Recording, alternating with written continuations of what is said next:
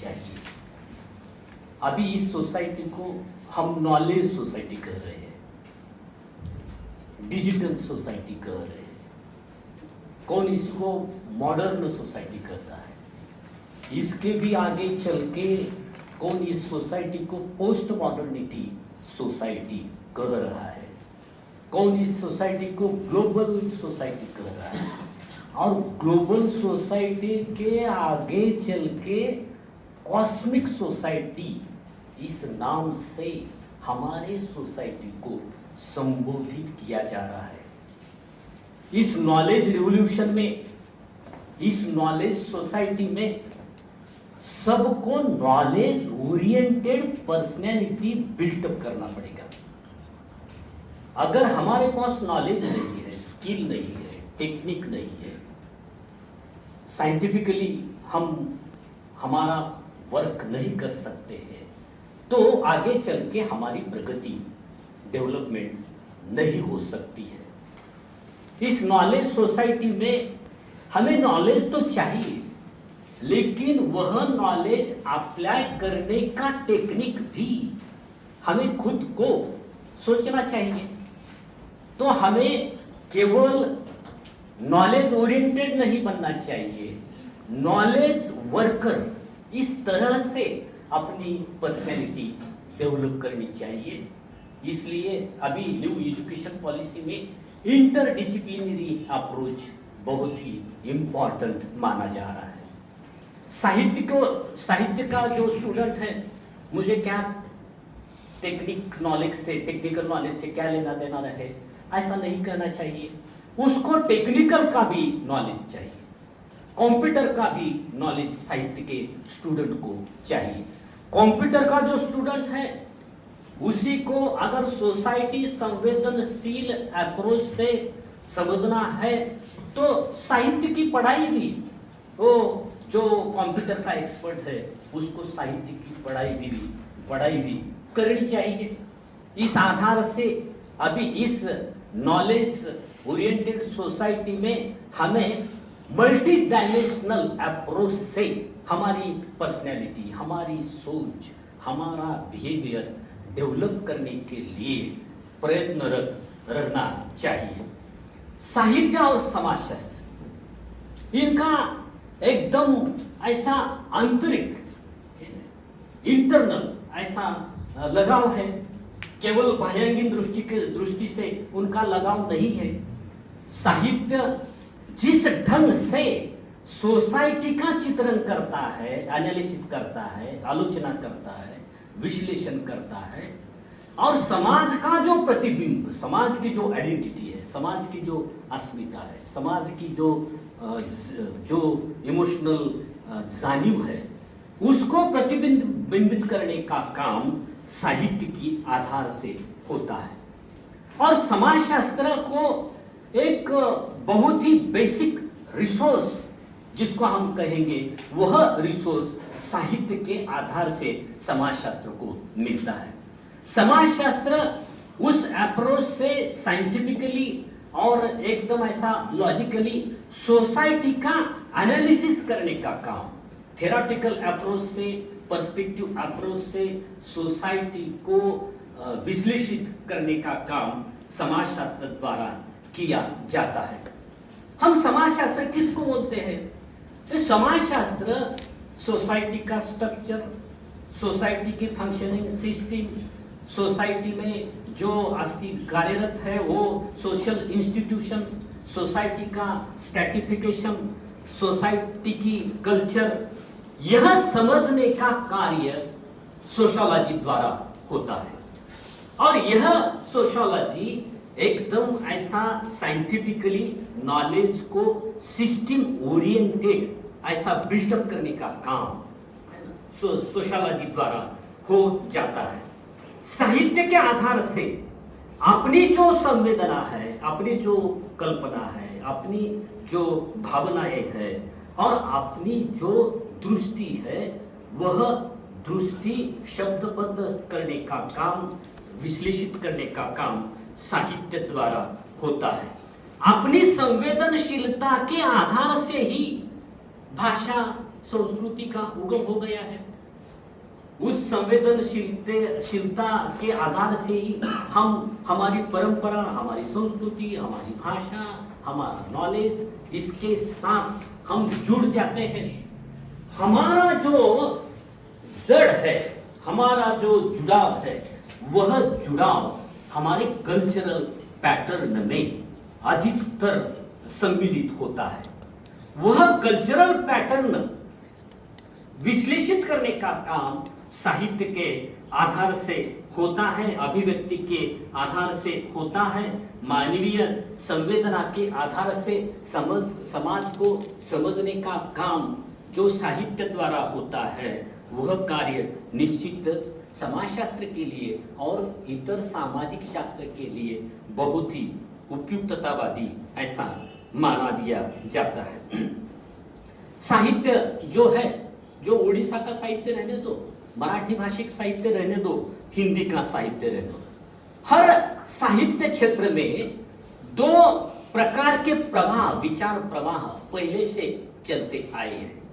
एक प्रवाह ऐसा कहता है कि कला के लिए कला चाहिए। ऐसा पहले थोड़ा सा 30-40 साल पहले ऐसा साहित्यकारों को लगता था कि हमारा जो मानवीय जीवन है, इसमें अनेक प्रश्न है, दुख है, दैन्य है, दारिद्र्य है, संघर्ष है, तनावजन्य स्थिति है। इस तनावजन्य स्थिति से, संघर्ष से और दुख से मुक्त होने के लिए साहित्य के आधार से लोगों को प्रेरित करना, उत्साहित करना, मनोरंजित करना, लोगों को थोड़ा सा इस टेंशन मुक्त करने का काम साहित्य द्वारा होना चाहिए, ऐसा कलावादी, सौंदर्यवादी जो साहित्यकार थे उनको लगता था। इसके अलावा जो दूसरा विचार प्रवाह है, उसको बोलते हैं हम जीवन के लिए कला, जीवनवादी साहित्य। इस साहित्यकारों का कहना था कि हमारे सोसाइटी में जो भी बर्निंग इश्यूज है, जो भी प्रश्न है, जो भी समस्याएं हैं, कुछ लोगों को अच्छे तरह से जीवन व्यतीत करने की अपॉर्चुनिटी मिलती है, कुछ लोग वंचित रहते हैं। समाज, जिसको हम समावेशी सोसाइटी कहते हैं, इंक्लूसिव सोसाइटी कहते हैं, और कुछ सोसाइटी के लोग एक्सक्लूसिव, ये मेन प्रवाह के बाहर रहने वाले हैं। जो मेन प्रवाह के बाहर रहने वाले लोग हैं, वो भी मनुष्य है। एज ए मनुष्य की जो वैल्यू है, मनुष्य का जो स्टेटस है, मनुष्य की जो आइडेंटिटी है, मनुष्य का जो सम्मान है, उस सम्मान के आधार से, आइडेंटिटी के आधार से सोसाइटी के हर व्यक्ति को जीवन जगने की अपॉर्चुनिटी, परिस्थिति, एटमॉस्फेयर क्रिएट करना चाहिए। अगर वह हम क्रिएट नहीं कर सके तो सोसाइटी में असमानता, विभिन्नता ऐसे ही चलती रहेगी। साहित्य ने सोसाइटी के लोगों में संवेदना जागरूक करना है, मानवीयता की चेतना जागरूक करना है, और उस आधार से दूसरों का दुख भी मुझे मेरा दुख लगना चाहिए, दूसरों के प्रश्न भी मुझे मेरे प्रश्न है ऐसा लगना चाहिए। इस आत्मिक भाव से, आंतरिक जुड़ाव से अगर साहित्यकारों ने साहित्य कृति की निर्मित कर दी तो वह साहित्य कृति मानवीयता के विकास के लिए प्रेरक और पोषक रहेगी। कौन सी भी श्रेष्ठ साहित्य कृति जो समाज में प्रतिकूल परिस्थितियां हैं उसको छोड़ के वह साहित्य कृति नहीं बन पाती। श्रेष्ठ साहित्य कृति उसी को ही माना जाता है। उस साहित्य कृति के आधार से सोसाइटी की जो विपरीत परिस्थिति है, प्रतिकूल परिस्थिति है, उसमें बदलाव लाने का, मनुष्य की मानसिकता, सोच, वैचारिकता, उसमें परिवर्तन करने का काम श्रेष्ठ साहित्य कृति के आधार से होता है। इसलिए अभी साहित्य क्षेत्र में जीवनवादी साहित्य, यथार्थतावादी साहित्य का प्रभाव अभी बढ़ते जा रहा है। इस प्रभाव के आधार से हम समाज की वास्तवता, समाज की प्रत्यक्ष स्थिति हम समझकर ले सकते हैं और उसके आधार से सोसाइटी को एक नई दिशा, नई प्रेरणा देने का काम साहित्य कृति के आधार से हम कर सकते हैं। ऐसी स्थिति आज निर्माण हो गई है। अभी मैं कला के लिए कला और जीवन के लिए कला, इस तरह से वाद विवाद निर्माण करना अभी के लिए ये प्रस्तुत ऐसी बात नहीं है। साहित्य एक तरफ सौंदर्यवादी भी चाहिए, कलात्मक भी चाहिए, मनोरंजनात्मक भी चाहिए, और दूसरी तरफ उस मनोरंजन के आधार से जीवन को बदलाव, जीवन में बदलाव लाने के लिए भी साहित्य कृति के आधार से जो कार्य है, जो प्रेरणा है, वह प्रेरणा मिलनी चाहिए। इस तरह का समन्वयवादी अप्रोच, सुसंवादी अप्रोच और समावेशी अप्रोच अभी बहुत ही इंपॉर्टेंट माना जा रहा है। इसलिए अभी की जो साहित्य कृतियां हैं, वह साहित्य कृतियां ऐसी मर्यादित, सीमावादी और एकदम सीमित भूमिका लेने वाली नहीं है। अभी की साहित्य जो कृति है, साहित्य दृष्टि है, साहित्य की वैचारिकता है, वह बहुत ही लिबरल, बहुत ही ऐसा बहुआयामी और बहुसांस्कृतिक, संवेदनावादी बनते जा रही है और उस आधार से हमारा साहित्य विकसित हो रहा है। अभी सोसाइटी में जो वर्ग उपेक्षित है, जो वर्ग वंचित है, जिन वर्गों को अच्छी तरह से जीवन जीने के लिए अवसर नहीं मिलता है, वह वर्ग क्यों वंचित है? उस वर्ग को असमानता सोसाइटी में क्यों अस्तित्वत है? गरीबी क्यों है? दारिद्र्य क्यों है? कुछ लोगों को शिक्षा क्यों नहीं मिलती है? इस आधार से अभी साहित्य कृति में ऐसे जो बर्निंग क्वेश्चंस है, वह क्वेश्चंस रेज किए जा रहे हैं, वह क्वेश्चंस उपस्थित किए जा रहे हैं, और वह क्वेश्चन ही सोशल साइंसेस के, सोशियोलॉजी के सेंट्रल पॉइंट्स है। वह क्वेश्चन से ही कौन सी भी भाषा हो, उस भाषा के सेंट्रल पॉइंट्स है। अभी जो नॉलेज है, इस नॉलेज वर्ल्ड में जो नॉलेज मानवीयता के विकास के लिए प्रेरक और पोषक रहने वाला है, उस नॉलेज को ही हम एक्सेप्ट करने वाले हैं। जो नॉलेज मानवीयता के विकास के लिए प्रेरक नहीं, सर्वांगीण विकास के लिए पोषक नहीं है, वह नॉलेज हम एक्सेप्ट करने के लिए इस व्यावहारिक जगत में हम इतना रेडी नहीं है, हम इतना उत्सुक नहीं है।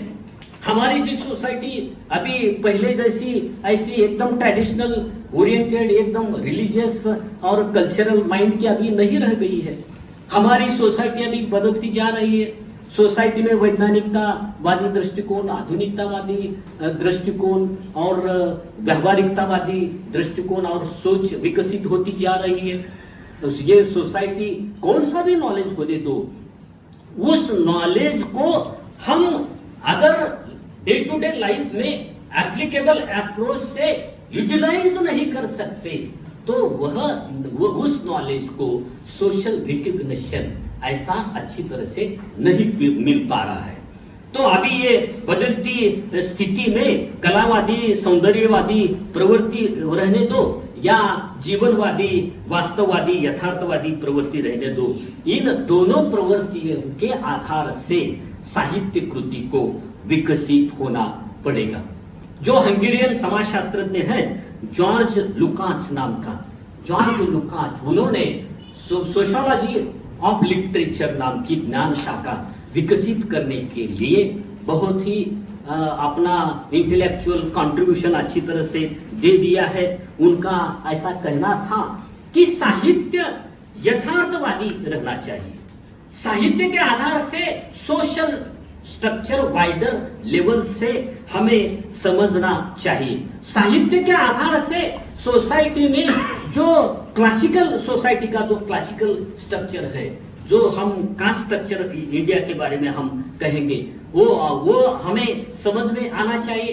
हिस्टोरिकली कल्चरली सोसाइटी के बारे में इत्थम्भूत ऐसा ज्ञान और समझ अगर साहित्य के आधार से हम निर्माण कर सके तो वह बात सोशियोलॉजी ऑफ लिटरेचर के लिए एकदम प्रेरक और उपकारक रहने वाली है।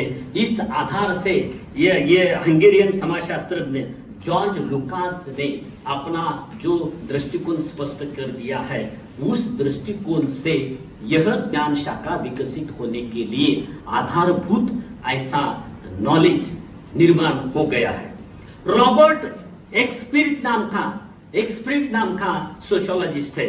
उन्होंने साहित्य के समाजशास्त्र की ज्ञान शाखा विकसित करने के लिए एकदम व्यवस्थाबद्ध तरह से साइंटिफिक मेथड के आधार से साइंटिफिक कंसेप्ट यूज करके हमें साहित्य का एनालिसिस करना चाहिए। साहित्य के आधार से हमारी सोशियोलॉजी जो है वह सोशियोलॉजी का जो स्टैंडर्ड है, सोशियोलॉजी का माइक्रो लेवल पे जो इंटेलेक्चुअल डेवलपमेंट है, वह डेवलपमेंट करने के लिए हम साहित्य कृति का अच्छी तरह से कैसा रिसर्च में यूज कर सकेंगे, इसके आधार से रॉबर्ट एक्सपर्ट ने अपने जो विचार रखे हैं, जो विचार प्रतिपादन कर दिए हैं, वह विचार भी सोशियोलॉजी ऑफ लिटरेचर के विकास के लिए बहुत ही उपकारक और प्रेरक माने जाते हैं।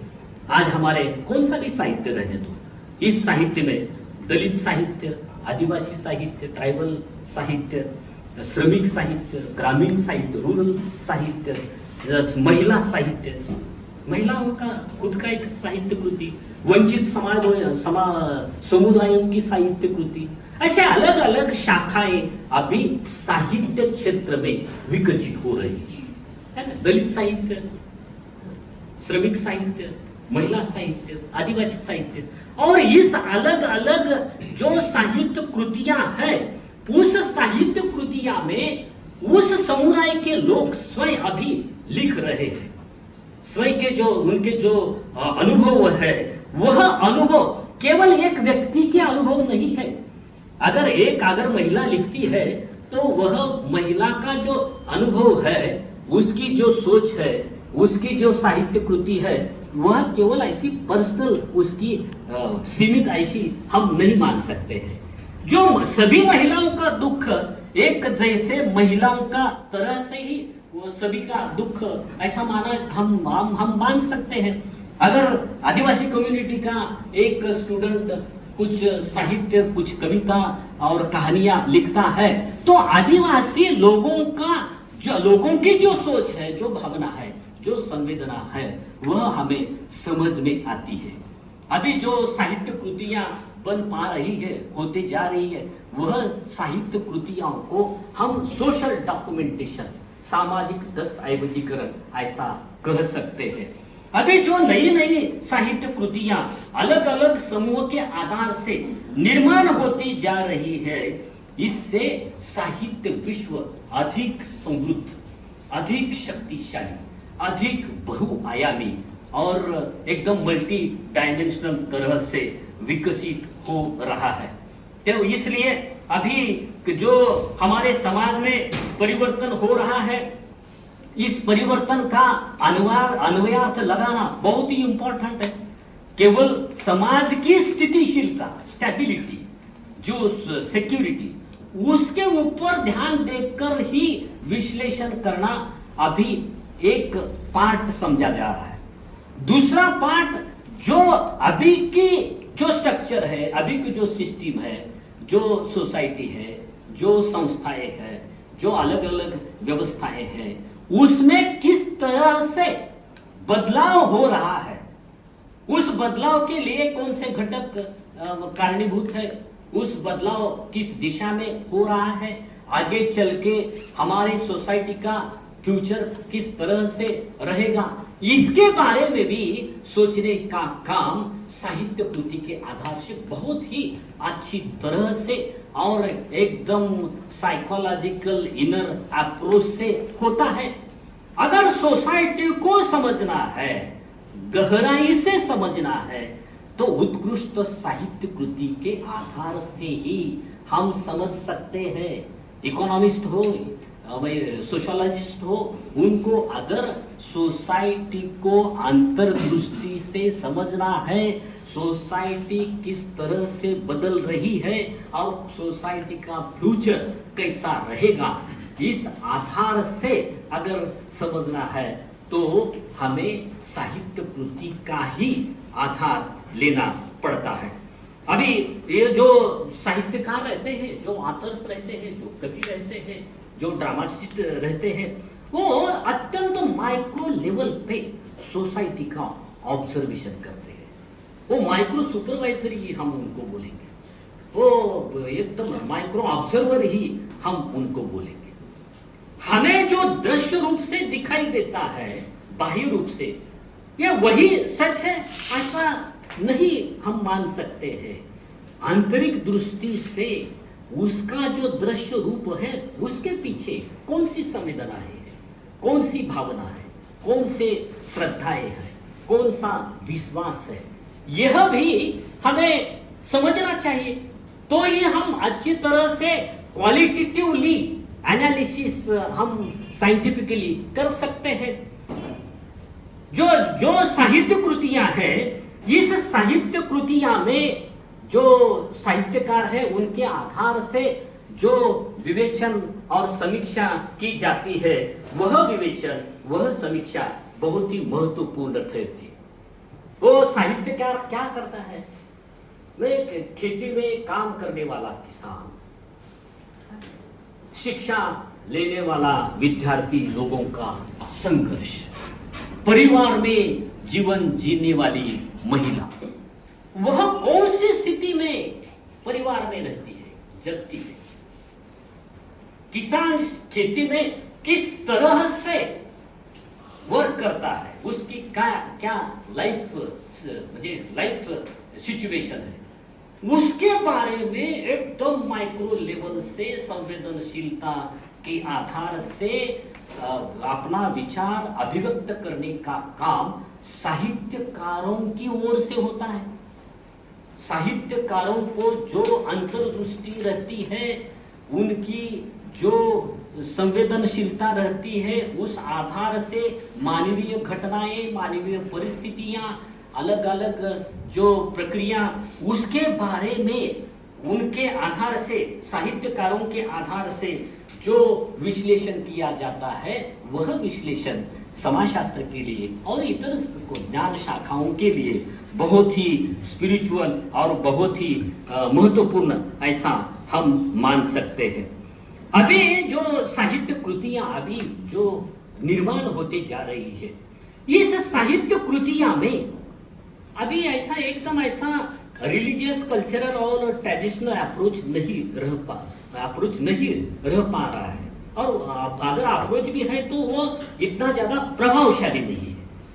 अभी की जो साहित्य कृतियां हैं, मनुष्य को सोचने के लिए, मनुष्य के मन में अलग अलग क्वेश्चंस निर्माण करने के लिए, एक दूसरों का दुख और सुख महसूस करने के लिए जो एकदम क्वालिटेटिव ऐसा लिखान जो होना चाहिए, वह लिखान अभी होते जा रहा है।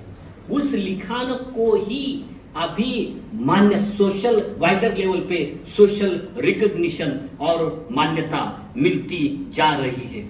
मैं जो साहित्यकार है, वह साहित्यकार का जो आत्मचिंतन है, उनकी जो संवेदना है, उनकी जो आलोचनात्मक सोच है, वह सोच बहुत ही गहराई की होती है। हमारा जो विश्व भारती विद्यापीठ है और यहाँ का जो शांति निकेतन का परिसर है, वह परिसर बहुभाषिक और बहुसांस्कृतिक परंपरा का सम्मान करने वाला है।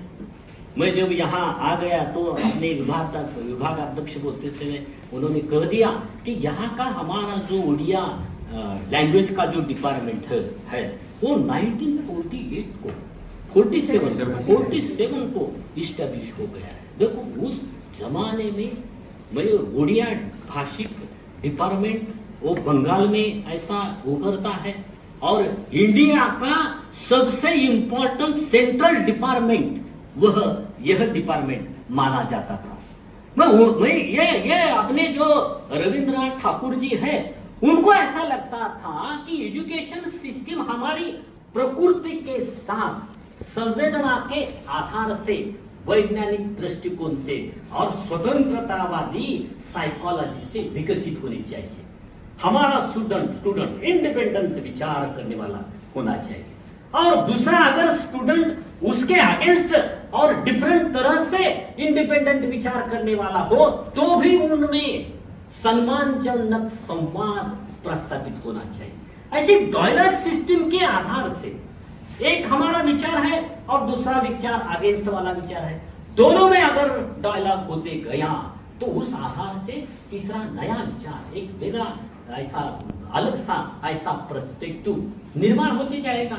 इस आधार से इस जानिव और भावना के साथ हमारा जो शांति निकेतन परिसर है इस परिसर में बहुभाषिकता और बहुसांस्कृतिकता परंपरा विकसित होनी चाहिए। यह विजातीय और बहुभाषिक बहुसांस्कृतिक परंपरा ही हमारे राष्ट्र की असली शक्ति है। इस विजातीय और सांस्कृतिक बहुविविधता के आधार से सोसाइटी में ऐसा क्या बोलते हैं डिफरेंसेस नहीं होता कामा नहीं। सोसाइटी में अपनी जो इंटीग्रिटी है वह इंटीग्रिटी डिस्टर्ब नहीं होता कामा नहीं, ऐसा उनको लगता था। इस आधार से अगर अभी की जो साहित्य कृतियां हैं इस साहित्य कृतियां में अलग अलग विचारधाराएं के लोग, अलग अलग दृष्टि और संवेदनशीलता के लोग अपने अपने जो अप्रोचेस है, अपने अपने जो पर्सपेक्टिव्स है उस आधार से अपनी साहित्य कृति निर्माण करते जा रहे हैं। और इस साहित्य कृति में इतनी बहुविधता, अभी इतनी ऐसा अलग अलग तरह से जो भिन्नता है, जो अलगता है, वह अलग अलग विचार, अलग अलग कल्पनाएं, अलग अलग सोच अभी डेवलप हो रही है और वह सोच, वह कल्पना अभी जो ज्ञान की वृद्धि हो रही है उसके लिए प्रेरक और पोषक ही ऐसा हम मान सकते हैं। ये जो साहित्य कृतियां हैं, आज की जो साहित्य कृतियां हैं वह साहित्य कृतियां अधिक चिंतनशील बन रही है, अधिक भविष्यवेधी बन रही है।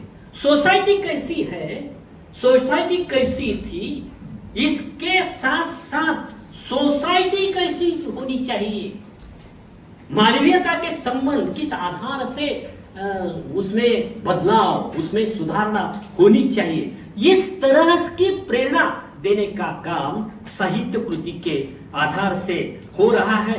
अभी जो सोसाइटी का जो नेचर है बहुत ही ट्रेमेंडस चेंजेबल ऐसा नेचर है।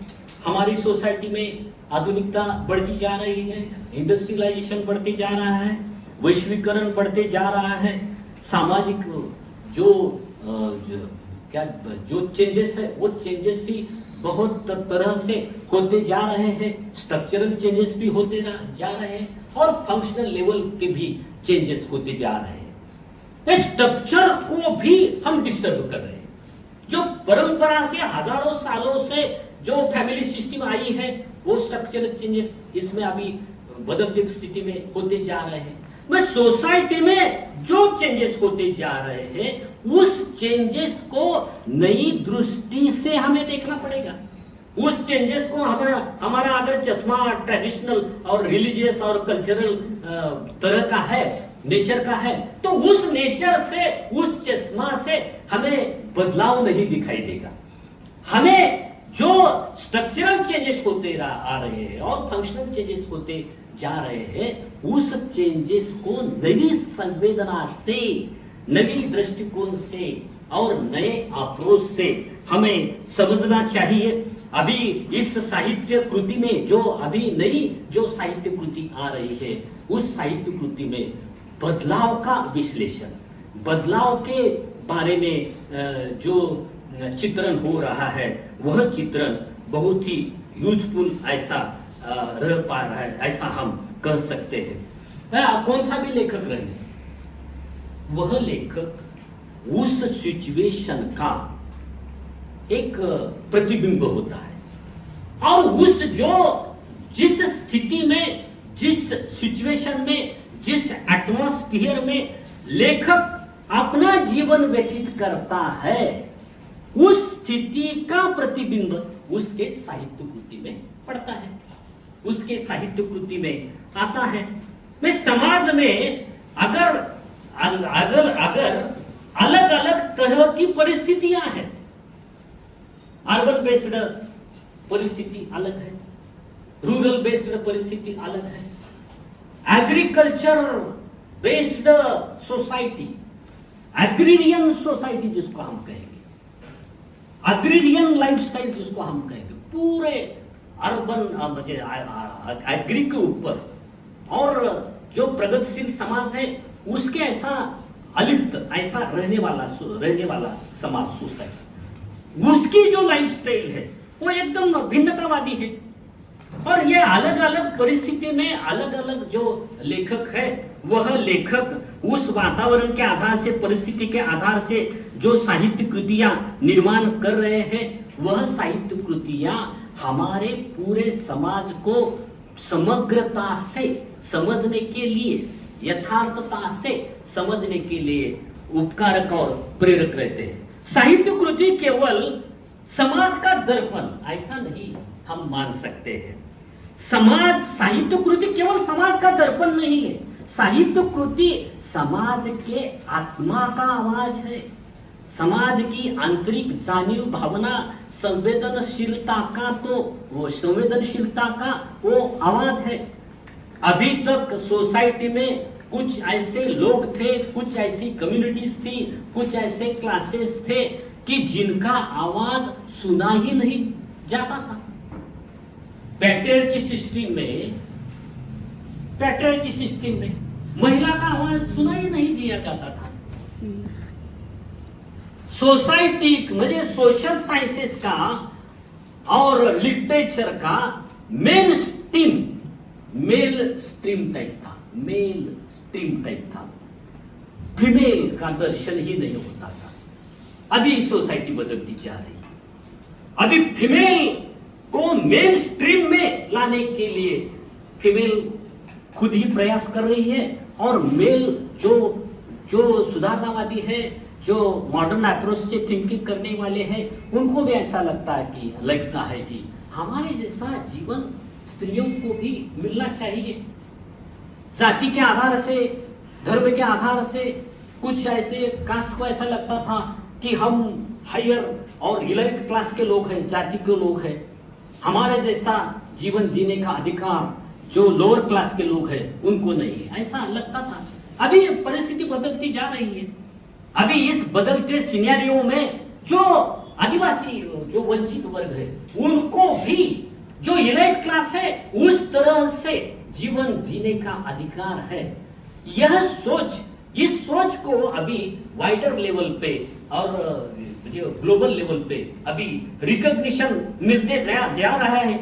मैं इस आधार से हम अगर सोचने का प्रयास कर दिए तो sociology of literature, society and literature, इनके अंदर जो इंटरनल, जो इंटरडिसिप्लिनरी ऐसे रिलेशंस है, उस रिलेशंस का उलगड़ा करने का काम, उस रिलेशन को उजागर करने का काम कार्ल मार्क्स ने अपने दृष्टि से कर दिया है।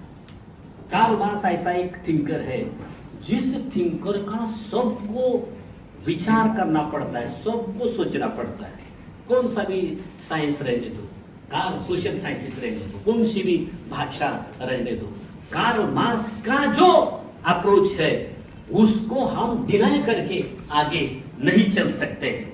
कार्ल मार्क्स जो उन्होंने हिस्टोरिकल मटेरियलिज्म प्रतिपादन कर दिया है, ऐतिहासिक भौतिकवाद उन्होंने जो प्रतिपादन कर दिया है, उस प्रतिपादन में कार्ल मार्क्स बोलते हैं कि economy is a basic structure of society, and इस बेसिक स्ट्रक्चर के ऊपर तो फिर अलग पॉलिटिकल स्ट्रक्चर हो, लिटरेचर स्ट्रक्चर हो, कौन सी भी ऐसे जो जो स्ट्रक्चर से, तो उसके ऊपर है।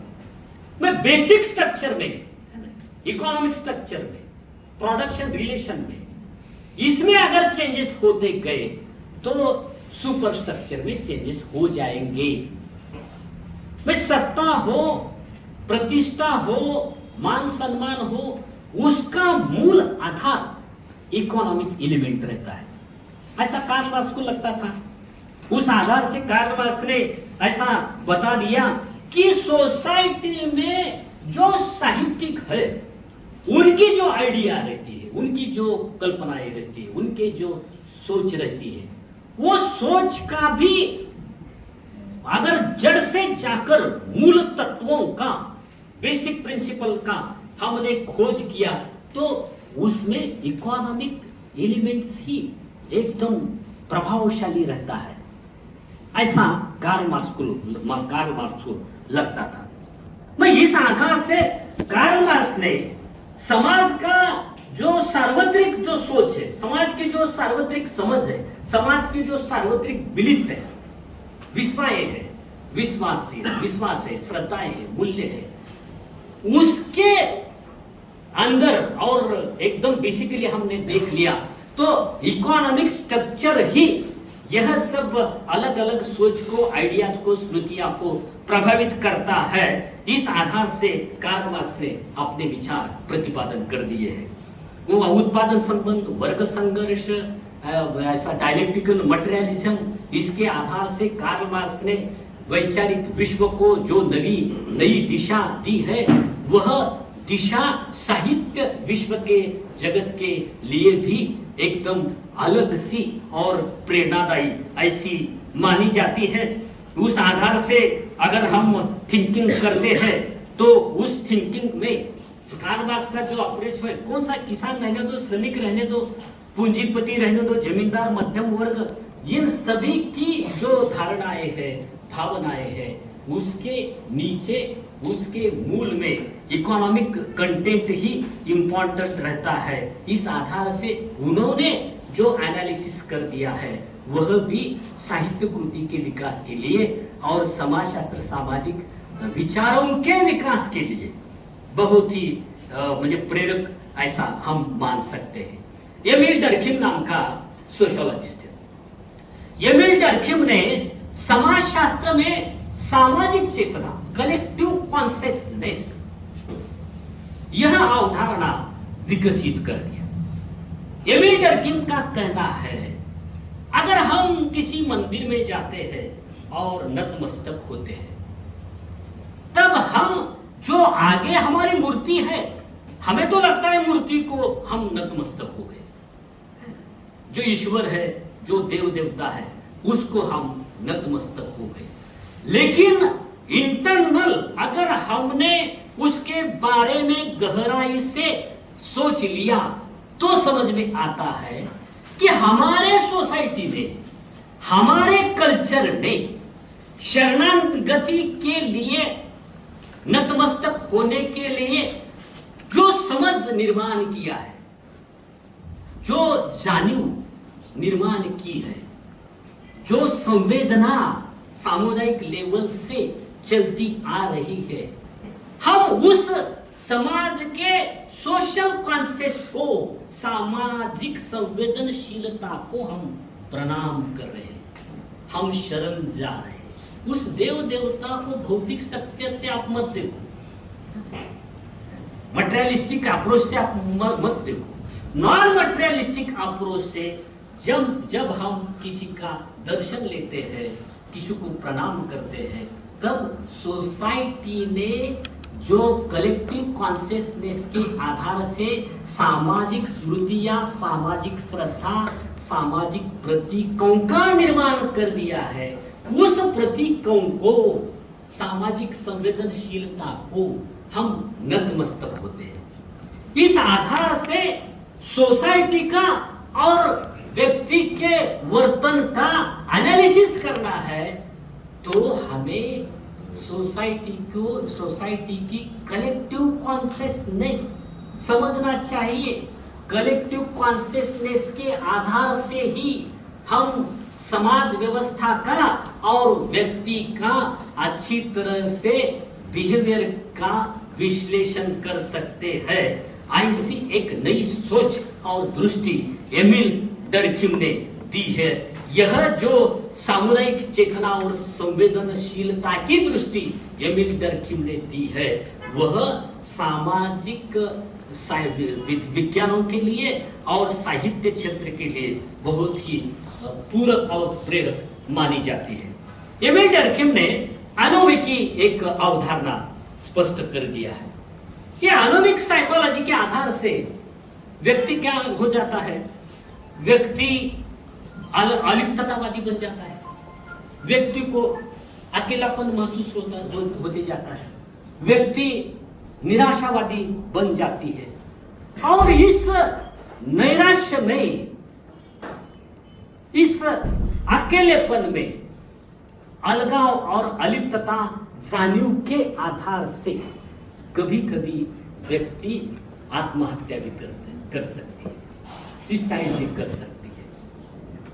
तो उनका ऐसा कहना है, व्यक्ति और सोसाइटी में ऐसा ज्यादा संघर्ष और डिफरेंस बढ़ते गया तो वह स्थिति पैदा होती है। इसलिए समाज में जो सामाजिक संवेदना है, उस सामाजिक संवेदना को हम जुड़कर ही हमारा लाइफ अच्छी तरह से जी सकते हैं। सामाजिक संवेदना से अलिप्त होकर, टूटकर, संस्कृति से टूटकर, कुटुंब फैमिली से टूटकर हम अच्छी तरह से जीवन नहीं जी सकते हैं। इसलिए जो सामाजिक संवेदनशीलता है, वह सामाजिक संवेदनशीलता और वैयक्तिक संवेदनशीलता, इसमें समन्वयता, परस्पर प्रतिबद्धता और परस्पर पूरकता होनी चाहिए। इस आधार से अगर समाज का विकास होते गया, समाज जीवन आगे चलते गया, तो वह बात व्यक्ति और समाज दोनों के लिए भी उपकारक रहेगी, ऐसा एमिल डर्किम को लगता है।